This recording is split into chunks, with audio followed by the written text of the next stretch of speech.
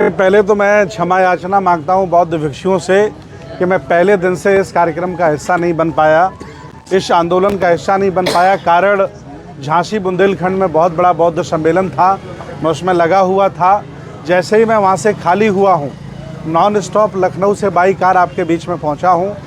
और ये जो पुलिस ने बर्बरता की है, बौद्ध भिक्षुओं को डिटेन किया है, जो बौद्ध भिक्षुओं के साथ अभद्रता की है, उन्हें जबरन पुलिस बल ने अस्पताल में डिटेन किया है, ये बहुत ही शर्मनाक बात है।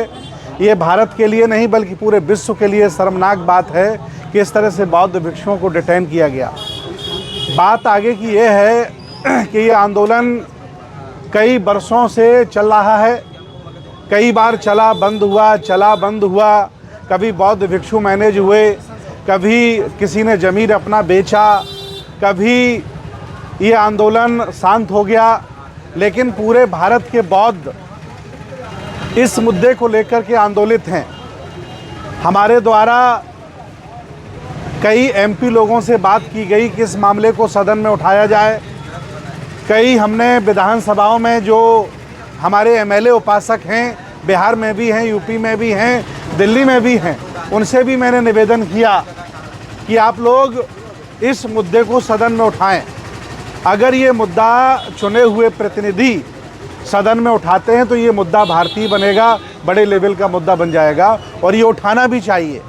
क्योंकि ये जो 1949 बीटी एक्ट है, ये ज़बरदस्ती बिना सहमति के देश भारत के हिंदुओं ने, ब्राह्मणों ने बनाया और उसे लागू कर दिया। मैं आपसे कहना चाहता हूं कि तमाम मस्जिद हैं, उनमें मौलवी के अलावा, मौलाना के अलावा कोई नहीं रहता। तमाम चर्चेज हैं, उनमें कोई ब्राह्मण पूजा नहीं करता। तमाम हिंदू मंदिर हैं, उनमें कोई मौलाना नमाज नहीं पढ़ता। लेकिन फिर ये दोहरी नीति बौद्धों के साथ क्यों है? हमारा इकलौता ऐतिहासिक बौद्ध मठ जो पूरी दुनिया में जाना जाता है, बोध गया महाबोधि टेम्पल, इसमें ब्राह्मण पूजा क्यों करते हैं, क्यों उसके सदस्य बने हैं? पूज्य भंते प्रज्ञाशील महाथेरो जी लंबे समय से आंदोलित हैं, आकाश लामा जी आंदोलित हैं। मैं तो उस आंदोलन का सहयोग करने आया हूं, क्योंकि मैं भी एक बौद्ध भिक्षु हूं। मैं भी देश में रहता हूं, लोगों के लिए काम करता हूं, प्रचार करता हूं। तो लोगों ने मुझसे कहा कि भंते जी जल्दी आप पहुंचिए, वहाँ बौद्ध भिक्षुओं के साथ बर्बरता हो रही है, अत्याचार हो रहा है, पुलिस बौद्ध भिक्षुओं के साथ बहुत अच्छा रुख नहीं अपना रही है। तो मैं दौड़ा दौड़ा यहाँ पर आ गया। मैं सभी बौद्ध भिक्षुओं से क्षमा चाहता हूँ कि मैं पहले दिन से आपके साथ खड़ा नहीं हो पाया। लेकिन अब मैं वचन देता हूँ इस मुद्दे को स्थानीय लेवल पर भी डेवलप किया जाए। जैसे बोध गया के कई लोगों से मेरी बात हुई, उन्होंने कहा कि आकाश लामा पश्चिम बंगाल के रहने वाले हैं और भंते प्रज्ञाशील जी महाराष्ट्र के रहने वाले हैं। स्थानीय लोगों को इन्वॉल्व किया जाए। तो मैं निवेदन करूंगा, बुद्ध, अशोक, फुले, साहू, अंबेडकर की विचारधारा वाले, चाहे वो बसपा के लोग हों, भीम आर्मी के लोग हों, बुद्ध, फुले, साहू, अंबेडकर को मानने वाले लोग हों, स्थानीय संगठन के लोग हों, ये सारे के सारे इस आंदोलन का साथ दें। ये कार्यक्रम किसी एक व्यक्ति का नहीं है, एक संगठन का नहीं है, ये 100 करोड़ आबादी का कार्यक्रम है, पूरी दुनिया का कार्यक्रम है। और भगवान बुद्ध के अनुयायी पूरी दुनिया में रहते हैं। इसलिए मैं आज बहुत शर्मिंदा हूँ कि मैं पहले दिन से इसका हिस्सा नहीं बन पाया। लेकिन हम मैं सभी अपने सीनियर और जूनियर बौद्ध भिक्षुओं को विश्वास दिलाता हूं कि आपके साथ मैं डटा रहूंगा, खड़ा रहूंगा। जब तक ये जालिम बोध गया मुक्ति आंदोलन को हम सफल नहीं कर लेते, तब तक हम बोध गया से जाने वाले नहीं हैं। अब हम लोग आ गए हैं, साधन संसाधन क्रिएट करेंगे, स्थानीय लोगों से बात करेंगे, स्थानीय नेताओं से बात करेंगे, अधिकारियों से बात करेंगे, सभी सामाजिक संगठनों से बात करेंगे। और जो बौद्ध भिक्षु यहाँ पर, भारतीय बौद्ध भिक्षु लगभग यहाँ 500 से ज़्यादा रोटियाँ खाते हैं, अलग अलग बुद्ध विहार में पड़े हैं। मैं उनके बीच में जाऊँगा, उनको भी कहूँगा कि बौद्धों का मान सम्मान है, आपने चीबर पहना है, चलिए आंदोलन में शामिल हो जाइए, नहीं तो मैं आपको भी किसी गद्दार की तरह ही मानूंगा कि आप शामिल नहीं हो रहे हैं। लगभग 500 से ज़्यादा बौद्ध भिक्षु बोध गया में भारतीय कल्चर के रोटियां तोड़ रहा है, यहाँ पड़ा हुआ है और अनशन में, हमारे आंदोलन में वो नहीं आ रहा है। उनसे भी मैं निवेदन करने जाऊँगा और सामाजिक संगठनों से निवेदन करूँगा, पूरे भारत के सभी बौद्ध भिक्षुओं से जो सक्षम हैं, मजबूत हैं, वो अपने साधन संसाधनों से बोध गया आ सकते हैं, मैं उनसे भी निवेदन करूँगा आए। एक बड़ा सवाल निकल कर आ रहा है, आज से सदन की कार्रवाई शुरू हो रही है, क्या हमारे कुछ सांसद इस मामले पर सदन में भी आवाज उठाएंगे? मैंने 4 सांसदों से स्वयं बात की है जिनसे मेरा व्यक्तिगत परिचय है। उन्होंने कहा है कि पार्टी के द्वारा मुझे प्रश्न दिए गए हैं, मैं प्रयास करूंगा कि बोधगया मुक्ति आंदोलन का भी हम प्रश्न उठाएं और मेरी कोशिश रहेगी कि सांसद भी संसद में इसका उठाएं ताकि मुद्दा ये बड़ा लेवल का बने।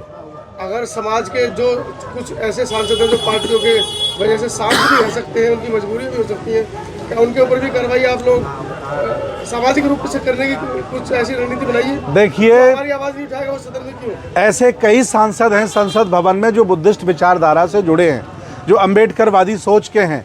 उनकी नैतिक जिम्मेदारी है कि इतने बड़े मुद्दे को वो संसद में उठाएं और उन्हें उठाना भी चाहिए, क्योंकि वोट उन्हें बौद्धों ने भी दिया है, वोट उन्हें बुद्ध, फुले, साहू, अम्बेडकर की विचारधारा के लोगों ने भी दिया है। उन्हें उठाना चाहिए और मेरी 4 सांसदों से बात हुई है और बात करूंगा ताकि इस मुद्दे को बड़े लेवल पर उठाया जाए। डॉक्टर जी, आप लोगों ने किसान आंदोलन को पूरे 1 साल सींचा और अपने आप में बड़ा ऐतिहासिक आंदोलन था, क्या वो परिदृश्य दोबारा देखने को मिलेगा या मिल रहा है, ऐसा कुछ कल्पना लग रही है? देखिए, किसान आंदोलन के साथ बहुत सारे लोग जुड़े थे, तमाम राजनीतिक दल जुड़े थे, तमाम धनवान लोग जुड़े थे, पूरा मीडिया कवरेज मिल रहा था। यहाँ चूंकि हम डायरेक्ट लड़ाई उन लोगों से लड़ रहे हैं जिन्होंने देश पे कब्जा कर लिया है, वो हमारा न मीडिया, न स्ट्रीम मीडिया हमारा साथ देगी, न राजनीतिक दल हमारा साथ देंगे, लेकिन फिर भी हम कमज़ोर नहीं हैं, अकेले नहीं हैं, लड़ेंगे, पूरी ताकत से लड़ेंगे और ये चूंकि मान सम्मान की लड़ाई है, इसको हम जीतेंगे, मुझे पूरा विश्वास है। मेरा एक ही सवाल, आखिरी सवाल बल्कि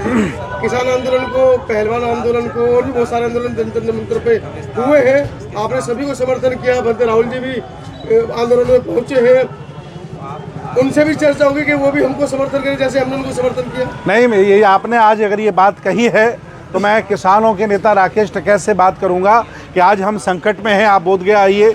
मैं चंद्रशेखर आज़ाद से बात करूंगा और भी जो आंदोलनकारी पूरे देश में बड़े बड़े नेता हैं।